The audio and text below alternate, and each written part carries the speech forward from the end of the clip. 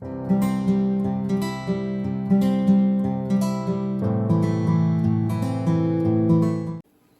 Everyone, welcome to JNT online classes. बहुत लंबे समय बाद हम लोग फिर से मिल रहे हैं, क्योंकि आवाज़ से आपको लग रहा होगा मेरा थ्रोट बिल्कुल ठीक नहीं था, बोलने लायक ही नहीं था, तो इसलिए काफ़ी ज़्यादा डिले हो गया। सो फाइनली अभी मैं काफ़ी बेटर हूँ, बोलने लायक हूँ। बिल्कुल आवाज़ जो मैं बोलूँगी आपको बिल्कुल समझ में आएगी, क्योंकि पहले ये हालत थी कि कुछ समझ में भी नहीं आता। तो I am really sorry for the delay.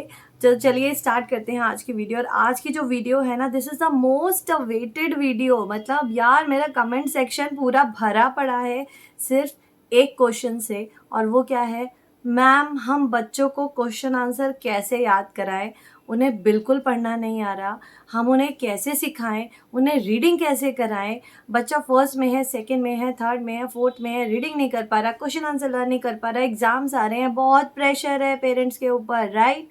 तो आज आपका यहाँ का जो प्रेशर है ना, इसको बिल्कुल रिलीज़ करते हैं। और आज मैं आपको जो पॉइंट बताने वाली हूँ, प्लीज़ उन सारे पॉइंट्स को ध्यान से सुनिएगा, क्योंकि एक एक चीज़ बहुत इंपॉर्टेंट है आज की वीडियो में। This is a most awaited video यार। मतलब मैंने बहुत सारे पॉइंट कलेक्ट किए और थोड़ा टाइम लगा है इस वीडियो को बनाने में, लेकिन जो पॉइंट कलेक्ट करे हैं सभी पॉइंट अपनी अपनी जगह पे बहुत इंपॉर्टेंट है। So let's start the video.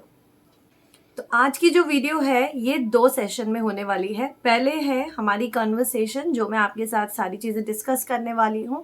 उसके बाद मैं प्रैक्टिकली चीज़ें आपको दिखाऊंगी कि किस तरह से कराना है, राइट। तो सबसे पहले कन्वर्सेशन हमारी स्टार्ट करते हैं। चलिए, जो डिस्कशन है, सबसे पहला टॉपिक यही है हमारा कि बच्चों को क्वेश्चन आंसर कैसे याद कराएं, उन्हें रीडिंग कैसे सिखाएं। ठीक है, रीडिंग कैसे सिखाएं, इस पे मैं पहले भी वीडियोस बना चुकी हूँ, तो आप ज़रूर एक बार चेक करिएगा कि रीडिंग कैसे सिखानी है, शुरुआत का कहाँ से करानी है, कैसे कैसे बच्चों को। तो मैं हमेशा बोलती हूँ, सबसे पहले तो बच्चों को पहली चीज़ जो क्लियर होनी चाहिए वो है फोनिक्स क्लियर होनी चाहिए। बच्चों को साउंड पूरी तरह से याद होनी चाहिए।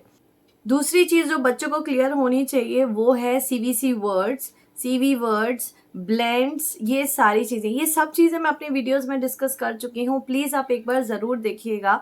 और अभी जो मैं प्रैक्टिकली चीज़ें बताऊँगी कि किस तरह से बच्चों को सिखाना है, आप उसमें भी एक बार दोबारा देख सकते हैं। ठीक है, तो उसके बाद नेक्स्ट टॉपिक हमारा आता है कि अगर बच्चों को इतनी रीडिंग आती है, तो देखिए रीडिंग में तो प्रॉब्लम बच्चों को नहीं आएगी। अगर इतना पढ़ना आता है, फर्स्ट सेकंड थर्ड के बच्चों को बिल्कुल रीडिंग में प्रॉब्लम नहीं आएगी, वो बड़े बड़े वर्ड्स पढ़ लेंगे। प्रॉब्लम यहाँ आ रही है कि बच्चों को अगर ये भी नहीं आता तो क्या करें। देखिए, शुरुआत तो आपको फोनिक्स से करानी ही पड़ेगी, क्योंकि बच्चा अगर फोनिक्स नहीं समझ पा रहा, अगर अक्षरों की आवाज़ को नहीं समझ पा रहा, तो उसके लिए रीडिंग करना बहुत मुश्किल है। स्पेशली मैं बात कर रही हूँ इंग्लिश की। इंग्लिश रीडिंग कराने के लिए सबसे पहले बच्चों को सारे अल्फ़ाबेट्स की साउंड क्लियर होनी चाहिए। उस साउंड क्या होती है, किसकी कौन सी होती है, इस पे वीडियोस अवेलेबल हैं, प्लीज़ चेक कर लीजिएगा। लिंक मैं डिस्क्रिप्शन में आपको सबके दे दूँगी। और इसके बाद सेकंड चीज़ है कि 3 लेटर 2 लेटर वर्ड्स अगर बच्चा धीरे धीरे पढ़ना सीख ले, तो उसके लिए सेंटेंसेस पढ़ना आसान हो जाता है, क्योंकि जो बड़े लेटर्स होते हैं उसको हम स्प्लिट करके साउंड के साथ सिखाते हैं, रटवाते नहीं हैं। चलिए, ये तो हो गई रीडिंग की बात, जो मैं आपसे अभी डिस्कस कर रही हूँ। अब हम आते हैं क्वेश्चन आंसर्स पे। So let's start with the question answer. और क्वेश्चन आंसर में सबसे पहली चीज़ मैं हमेशा बोलती हूँ कि सबसे पहले पेरेंट्स, पढ़ाई को इंटरेस्टिंग बनाना है। सिंपल सी बात है, अगर आप कोई मूवी देखते हैं, मूवी अच्छी नहीं लग रही है, बोरिंग लग रही है, तो आप क्या करते हैं, चैनल को चेंज कर देते हैं, मूवी को चेंज कर देते हैं। क्यों? क्योंकि बोरिंग लग रही है यार, कुछ इंटरेस्टिंग है ही नहीं। ऐसे ही बच्चों के साथ पढ़ाई में होता है। अगर आप उनको एक बोरिंग तरीके से, बोरिंग एनर्जी के साथ उनको पढ़ाएंगे, तो वो बिल्कुल इंटरेस्ट नहीं लेंगे, उन्हें मज़ा नहीं आएगा। क्योंकि बच्चे क्या पसंद करते हैं, फ़न। बच्चों को 24 घंटे फ़न चाहिए। अब फ़न वो आप स्टडीज़ में कैसे लेकर आते हैं, अब मैं आपको एक एक चीज़ बताने वाली हूँ। अब आप ध्यान से सुनिएगा, ठीक है। So let's start with first point. Question answer सिखाने से पहले बच्चों को क्लियर होनी चाहिए स्टोरी, चाहे वो इंग्लिश की हो, चाहे वो ईवीएस की हो। बच्चों को कहानी बिल्कुल क्लियर होनी चाहिए, ये बहुत इंपॉर्टेंट चीज़ है। दूसरी चीज़ है कि बच्चे जब क्वेश्चन आंसर याद करेंगे उनको वो चीज़ विजुअलाइज करानी है। सिंपल सी बात, आप अगर कोई मूवी देखते हैं और उस मूवी में से कोई आपसे कुछ पूछ लेता है तो आप कितना डिटेल में बताते हैं, क्योंकि वो मूवी इंटरेस्टिंग थी और आपने उसको इसलिए डिटेल में बताया क्योंकि जब आप उसको बता रहे थे तो आप उन चीज़ों को विजुअलाइज कर रहे थे। यही विजुअलाइजेशन आपको बच्चों में डालनी है। बच्चों में ये विजुअलाइजेशन बहुत मैजिकल काम करती है, बच्चे खुद से आंसर करने लग जाते हैं। मैं अभी आपको बिल्कुल एक डिटेल में बताऊंगी कि किस तरह से हमें सिखाना है ये चीज़। उसके बाद नेक्स्ट चीज़ है point two point answer. This is very important. Answer लंबा नहीं खींचना है कोई भी। अगर मैम ने थोड़ा लेंदी आंसर भी दिया है, कोशिश करिए उसको पॉइंट टू पॉइंट बना दीजिए या उसको first point, second point and third point में कन्वर्ट कर दीजिए, तो बच्चे को आसान हो जाता है याद करना। उसके बाद नेक्स्ट चीज़ है आंसर रिपीटिशन। कुछ कुछ जगह पे हमें आंसर रिपीट करवाना पड़ता है। यहाँ पे मैं रट्टाफिकेशन की बात बिल्कुल नहीं कर रही हूँ, रट्टे तो लगवाने ही नहीं है। आंसर रिपीट करने से क्या होगा, उसको किस वर्ड के बाद किसको यूज करना है वो आ जाएगा।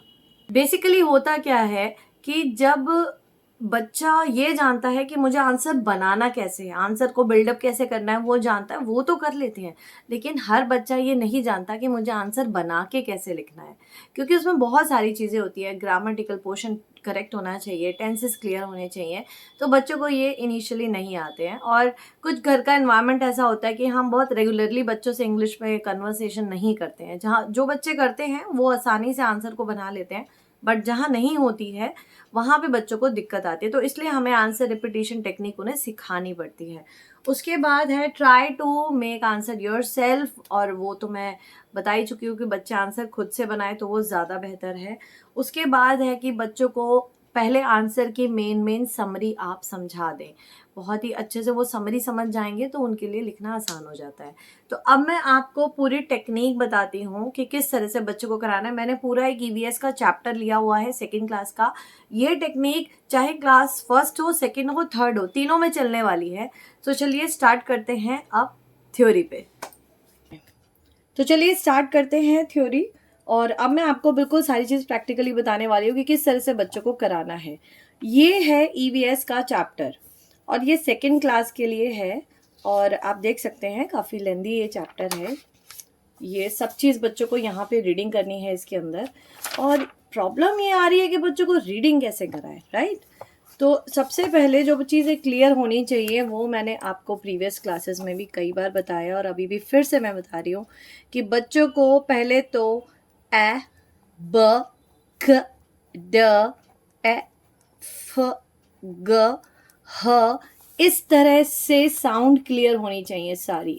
ABCD नहीं, ए, ब, क, ड, इस तरह से बच्चों को सारी साउंड्स क्लियर होनी चाहिए।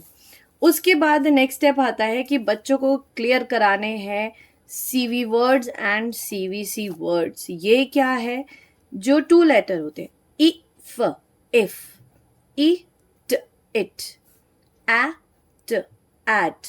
CVC वर्ड्स में म, एट, मैट, ब, अ, ट, बट, प, इ, न, पिन। ये होते हैं CVC वर्ड्स, ये क्लियर होने चाहिए।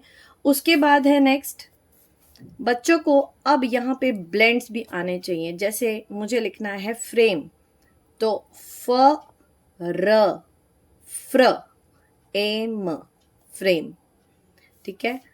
ड्रिंक, ड, र, ड्र, इंक, इंक। इस तरह से बच्चे अगर फोनिक्स क्लियर कर लेते हैं तो उनके लिए बहुत ही आसान हो जाती है रीडिंग, ठीक है। अगर बच्चों को यहाँ तक क्लियर हो गया हो, उसके बाद आप ये चीज़ें आसानी से करा सकते हैं। देखिए कैसे, आपको क्या करना है, बस एक कॉपी साथ में लेके बैठिए जब बच्चों को रीडिंग कराने बैठेंगे। पेशेंस बहुत ज़रूरी है जब हम बच्चों को रीडिंग सिखा रहे हैं। अगर पेशेंस आप में नहीं है तो बच्चों को रीडिंग नहीं सिखा पाएंगे, क्योंकि बच्चों के लिए ये सब चीज़ें न्यू होती हैं और बिना रीडिंग सिखाए हम उन्हें कोई भी क्वेश्चन आंसर याद नहीं करा सकते। सो चलिए स्टार्ट करते हैं। अवर, अब जैसे छोटे छोटे जो वर्ड है उनको बोलिए ये तो खुद से रीड करेंगे, बिल्कुल आप उनकी हेल्प मत करना। अगर उन्हें ये चीज़ें CVC वर्ड्स तक क्लियर है, ब्लेंड आते हैं, ये जो छोटे छोटे हैं ना 3 लेटर एंड 4 लेटर वर्ड्स आप बच्चों पर छोड़ दीजिए बिल्कुल, कि ये तुम्हें खुद से रीड करने हैं, इसमें मैं कोई हेल्प नहीं करूँगी। उसके बाद अब आते हैं बड़े बड़े जो वर्ड्स हैं, जैसे कंट्री, ठीक है। अब ये जो बड़ा सा वर्ड है इसको हम साथ में एक कॉपी रखेंगे और उसमें लिखते जाएंगे कंट्री, ओके। उसके बाद है नेक्स्ट नेशन, नेशन, उसके बाद नीचे लिख देंगे यहाँ पे नेशन। तो साथ के साथ हमारा जो डिफिकल्ट वर्ड का जो ग्रुप है वो बनता जा रहा है, इजी वर्ड बच्चों ने कर लिए। अब एक लाइन में कौन कौन से डिफिकल्ट वर्ड हैं वो आप बच्चे से लिखवा लीजिए एक तरफ। ये बच्चा खुद से पढ़ सकता है, मैनी, पीपल, पीपल पढ़ना नहीं आता है तो ये भी लिख लेते हैं। सेलिब्रेट, सेलिब्रेट, चलिए ये भी लिख लिया, ठीक है। एक लाइन में हमारे सामने आए हैं 5 डिफिकल्ट वर्ड जो बच्चों को पढ़ने नहीं आ रहे। अब इनको कैसे सिखाना है, स्प्लिट करके सिखाना है। किस तरह से, कंट्री, एक वर्ड को 2 से 3 पार्ट में स्प्लिट करना है। नेशन, तो बच्चों को पहले ये चीज क्लियर करानी होगी कि ये जो साउंड होती है ये होती है शन की, तो इसके साथ लगाना है ने, न ए, शन। इस तरह से अगर आप बच्चों को कराएंगे तो वो बिना रटे सारी स्पेलिंग लिख पाएंगे। फेस्टिवल, फेस, फेस, टी, टी, वल्स, वल्स, फेस्टिवल्स। इस तरह से आप कराइए और हर 10 मिनट में ये डिक्टेशन कवर कराते जाइए। मतलब 5 अगर आपने वर्ड करा दिए हैं, 5 वर्ड के साथ डिक्टेशन लीजिए, बस खत्म। बच्चों को अगर ये वर्ड, कई वर्ड ऐसे होते हैं जो रिपीट होते हैं पूरे चैप्टर में, कई बार रिपीट होते हैं, तो जैसे कंट्री है, नेशन है, फेस्टिवल है, सेलिब्रेट है, ये कई जगह आएगा वर्ड। तो बच्चों एक बार अगर वो समझ गए ना वो दोबारा नहीं भूलेंगे। अब जैसे ये बड़े बड़े वर्ड्स है, इंडिपेंडेंस, इनको देखिए किस तरह से कराना है। इन डी पेन डेंस, ये देखिए इन डी पेन डेंस, इंडिपेंडेंस, इंडिपेंडेंस। बच्चों को सारे वर्ड्स को ब्रेक कर करके बताइए। चलिए अब बात कर, ये बात हुई रीडिंग की, अब हम बात करते हैं साथ में कि क्वेश्चन आंसर कैसे याद कराएं। अब चलिए रीडिंग तो जैसे तैसे हो जाएगी, अब बारी आती है कि बच्चा लर्न कैसे करे। जब बच्चे को हम लर्न करा करा के परेशान हो चुके हैं, रटवाए जा रहे हैं, आपको रटवाना नहीं है। आपको टेक्निक यहाँ पे जो यूज़ करनी है वो है विजुअलाइजेशन की। ये टेक्निक बहुत हेल्प करने वाली है। कैसे, ये देखिए। तो अब हमें याद कराना है ये वाला आंसर। अब इसमें हम बात कर रहे हैं नेशनल फेस्टिवल की। नेशनल फेस्टिवल पहले तो बच्चों को क्लियर कराइए कि होते क्या है नेशनल फेस्टिवल। 15 अगस्त है, उस दिन हम क्या करते हैं। अब देखिए विजुअलाइजेशन यहाँ पे यूज करना है। अभी 15 अगस्त किया था इंडिपेंडेंस डे, उस दिन हमने क्या किया था याद करो। पिक्चर्स दिखाओ, फोन में फोटोज होंगी फेस्टिवल की, जो जो फेस्टिवल आपने सेलिब्रेट किया, अगर फोटोज होंगी तो बच्चों को फोटोज दिखाओ, उसको उसकी मेमोरी पे जोर डलवाओ कि किया क्या था। याद करो उस दिन क्या किया था। उस दिन हमने फ्लैग लगाया था, उस दिन काइट्स उड़ाए थे, और क्या टीवी में क्या देखा था, प्राइम मिनिस्टर ने स्पीच दी थी। अगर उसने देखा हो और नहीं देखा हो तो प्लीज़ ये चीज़ें बच्चों को ज़रूर दिखाइएगा, क्योंकि यही चीज़ें उनको पढ़ाई में हेल्प करती हैं। बहुत सिंपल सी बात है। अगर आप क्वेश्चन आंसर को रटवा के बच्चों को इस तरह से प्रिपेयर करके स्कूल भेज रहे हैं और बच्चा वो आंसर करके आ रहा है, वो उसको 10 में से वो 9 लेकर आ रहा है क्योंकि आपने रटवा दिया, और 2 दिन बाद उसे याद ही नहीं है ये आंसर, तो उसका क्या फ़ायदा। उसको उस आंसर की वैल्यू ही नहीं पता कि ये जो मैंने इसमें पढ़ा था, मैंने इसमें सीखा क्या था, क्या नई चीज इसमें से सीखी थी। अगर वो विजुअलाइज करता है उन सब चीज़ों को कि मैंने क्या क्या किया था उसमें, उस फेस्टिवल में क्या क्या किया था, वो आंसर को कभी नहीं भूलेगा। आप उसको इस तरह से कराएंगे, फेस्टिवल विच आर सेलिब्रेटेड, जो हमने सेलिब्रेट करा था फेस्टिवल, क्या किया था हमने, तो आप उससे उसकी लैंग्वेज में बुलवाओ आंसर। अच्छा अब आप बताओ नेशनल फेस्टिवल क्या होता है, और हिंदी में ही बुलवाओ उससे। एक बार हिंदी में बोलेगा, 2 बार हिंदी में बोलेगा, बोलते बोलते कुछ वर्ड्स इंग्लिश में इंट्रोड्यूस कराते जाओ। क्या किया था, वो बोलेगा मम्मी हमने काइट उड़ाई थी। वो बोलेगा सपोज हम दिवाली के बारे में बात कर रहे हैं, तो उससे पूछो हमने दिवाली पे क्या क्या किया था। दिवाली पे क्रैकर जलाए थे, पूजा की थी, स्वीट्स खाए थे ना, और डेकोरेशन भी करी थी। देखिए कुछ उसको वर्ड्स याद हो गए। हमने क्रैकर्स, स्वीट्स, डेकोरेशन, दिया, प्रेयर, कुछ ये 5 वर्ड्स उसको याद हो गए। इन 5 वर्ड की हेल्प से उसको सेंटेंस बनाना है। तो जब आप उसको पूरी की पूरी लाइन याद करवाएंगे तो वर्ड उसको पहले से क्लियर है कि मम्मी किसके बारे में बात कर रही हैं या मैम किसके बारे में मुझे समझा रही हैं। तो उसको लर्न करना इंटरेस्टिंग लगेगा, बोरिंग नहीं लगेगा। बस यही टेक्निक हमें यूज करनी है सारे क्वेश्चन आंसर्स में। सबसे पहले again I am saying visualization technique आप प्लीज बच्चों को यूज कराना स्टार्ट करिए जब आप आंसर कराते हैं। आपने उन्हें स्टोरी सुना दी, सपोज हम इंग्लिश की बात करते हैं, आपने उन्हें कोई स्टोरी सुनाई, उस स्टोरी में से आप उनसे बीच बीच में से कुछ क्वेश्चन पूछते जाइए, लेकिन बी श्योर कि स्टोरी जो आप सुना रहे हो वो बच्चे को इंटरेस्टिंग लगनी चाहिए, बोरिंग नहीं। क्योंकि आपको सुनानी ही ऐसे है कि उसको इंटरेस्टिंग लगे। कभी ऐसे ही अगर आप चैप्टर पढ़ाने बैठ रहे हैं ना, तो चैप्टर को आप पहले खुद पढ़ लीजिए, पूरा चैप्टर खुद पढ़ लिया, अब इसको कर दीजिए बंद, और उसके बाद आप उसको बिल्कुल ऐसे बात करिए जैसे हम पढ़ाई नहीं कर रहे हैं। मैं तुम्हें एक स्टोरी सुनाती हूँ, या मैं चलो कोई नॉर्मल कन्वर्सेशन हम करते हैं, या हम नॉर्मल बातचीत कर रहे हैं, उस तरह से। उसको ये रियलाइज ही नहीं होना चाहिए कि मम्मी कोई पढ़ाई करवा रही है या मम्मी कोई चैप्टर की स्टोरी सुना रही है। आप बस उसको नॉर्मल स्टोरी सुनाओ, बिल्कुल ऐसे। चल एक कहानी सुनाती हूँ, बड़ी मजेदार कहानी है। कहानी सुना दी, अब आप उसको चैप्टर लेके बैठो। अब चैप्टर रीड करते जाओ और उसे बताते जाओ, रीड करते जाओ, हिंदी बताते जाओ। जब आप उसे हिंदी बता रहे होंगे, वो सारी स्टोरी जो आपने उसको सुनाई थी वो पूरी विजुअलाइज हो रही होगी उसके सामने। और यहीं पे ये टेक्निक काम करेगी कि उसको हर आंसर आता होगा। लिखना भले ही ना आता हो, लेकिन वो वर्बली आपको सारे आंसर बता देगा। प्लीज फॉलो दिस टेक्निक, ये बहुत इंटरेस्टिंग है, बहुत अमेजिंग चीज़ है ये बच्चों को सिखाने के लिए। क्योंकि इम्पॉर्टेंट बात यही है कि बच्चों का इंटरेस्ट बनाना है। अगर इंटरेस्ट नहीं होगा, आज आप 1 घंटा मार कूट के बिठा लोगे, कल 2 घंटे, वह उसके बाद वो नहीं बैठेंगे। आपके लिए एफर्ट्स और भी ज़्यादा बढ़ते चले जाएंगे कि अब कैसे कराएं, अब तो बिल्कुल किताब को हाथ ही नहीं लगाता, क्योंकि उसके लिए पढ़ाई बोरिंग बन चुकी है। वो क्यों पढ़ेगा? पढ़ाई को इंटरेस्टिंग बनाना हमारी रिस्पॉन्सिबिलिटी है। बीइंग अ पेरेंट, हमें बच्चे को कैसे पढ़ाना है हमें सोचना पड़ेगा, देखना पड़ेगा, एक्सपेरिमेंट्स करने पड़ेंगे। So this is all I can say. इसी तरह से हमें सिखाना है बच्चों को क्वेश्चन आंसर, और कोई यहाँ पे मैजिकल टेक्निक नहीं है इसके अलावा। क्योंकि बच्चों के लिए पढ़ाई इंटरेस्टिंग बनानी है तो आपको हर चीज़ एक स्टोरी की तरह बतानी पड़ेगी, कि जिसमें वो पूरी तरह से इन्वॉल्व हो जाए। ऐसे नहीं कि आप उन्हें पढ़ा रहे हैं, ऐसे कि बस एक मज़ेदार एक मूवी देखी थी, चलो उसकी स्टोरी सुनाती हूँ, बड़ी इंटरेस्टिंग स्टोरी है। इस तरह से आप प्लीज़ ट्राई करिएगा। और जब आप क्वेश्चन आंसर याद कराने लगेंगे ना, तो कई वर्ड उन्हें पहले से फेमिलियर होंगे, और जब पहले से कुछ वर्ड उन्हें फेमिलियर होंगे तो ट्रस्ट मी, उन्हें लर्न करने में कोई प्रॉब्लम नहीं आएगी।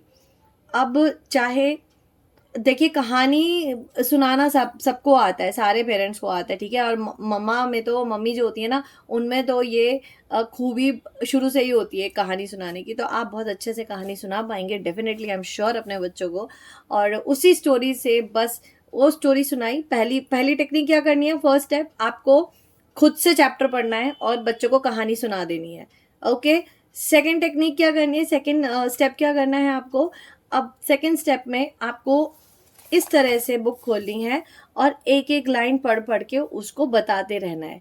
तो जब आप बता रहे होंगे वो सारी चीज़ उसके दिमाग में चलने लगेंगी, क्योंकि स्टोरी आप पहले उसको बता चुके हैं। एक तरह से वो मूवी पहली देख चुका है और अब आप मूवी की कहानी उसको रीड करके सुना रहे हैं, तो वो सारी पिक्चर उसके दिमाग में चल रही होगी, राइट।